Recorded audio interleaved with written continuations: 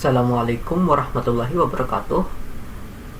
Selamat datang di video presentasi kelompok kami. Pada video ini kami akan menjelaskan materi matematika distrik mengenai teori graf yang akan membahas tentang definisi graf dan juga jenis-jenis graf. Sebelum memulai presentasi, izinkan saya untuk memperkenalkan anggota dari kelompok kami, yang mana anggotanya ada 5 orang. Ada Muhammad Lutfi, Muhammad Ryan Hadib, Muhammad Ridwan, Nia Ramadhani, dan Nidahul Hasanah. Baik, tanpa berlama-lama, langsung saja ke video pembahasannya.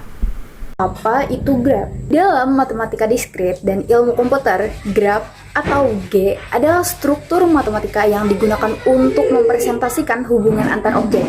Dalam graf didefinisikan sebagai pasangan himpunan V dan I, yang dimana V itu dari singkatan vertex atau simpul, himpunan yang tidak kosong yang berisi objek-objek atau titik di dalam graf. Contohnya, kota-kota di suatu negara, pengguna di media sosial atau komputer dalam sebuah jaringan. I, kepanjangannya ig atau sisi, himpunan pasangan simpul yang menghubungkan satu simpul dengan simpul lainnya. Sisi merepresentasikan adanya hubungan atau relasi antar objek tersebut. Contohnya, jalan raya yang menghubungkan dua kota, hubungan pertemanan di media sosial, atau kabel jaringan. Jadi, secara sederhana, graf itu adalah cara untuk menggambarkan hubungan antar objek menggunakan titik dan garis. Dalam graf, objek yang ingin kita hubungkan disebut vertex atau simpul, sedangkan hubungan antar objek tersebut disebut edge atau sisi. Contohnya bisa kita bayangkan seperti peta rumah. Nah, setiap ruangan seperti kamar, dapur, dan ruang tamu menjadi vertex atau simpul. Sedangkan pintu yang menghubungkan antar ruangan menjadi edge atau sisi. Jadi dari contoh ini kita bisa melihat bahwa graf hanya menunjukkan apa saja objeknya dan bagaimana objek tersebut saling berhubungan. Halo, saya Muhammad Lutfi. Saya akan melanjutkan dari penjelasannya Nia. Yang kita menjelaskan adalah A, berdasarkan ada tidaknya arah pada sisi.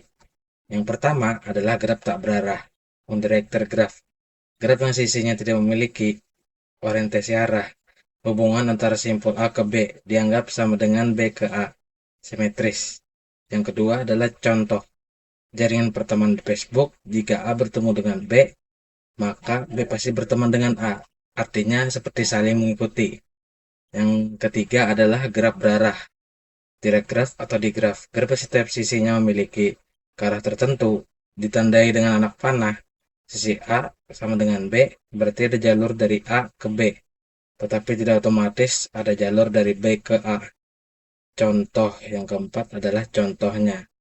Sistem follower di Instagram atau Twitter, Anda bisa mengikuti akun selebriti tanpa mereka harus mengikuti Anda kembali.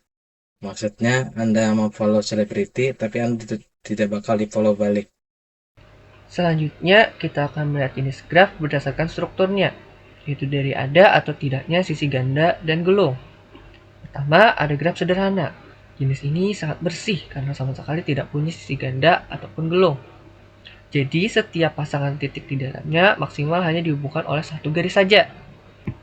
Sementara itu, kebalikannya adalah graf tak sederhana, yang justru memiliki sisi ganda atau gelung. Graf ini dibagi lagi menjadi dua jenis.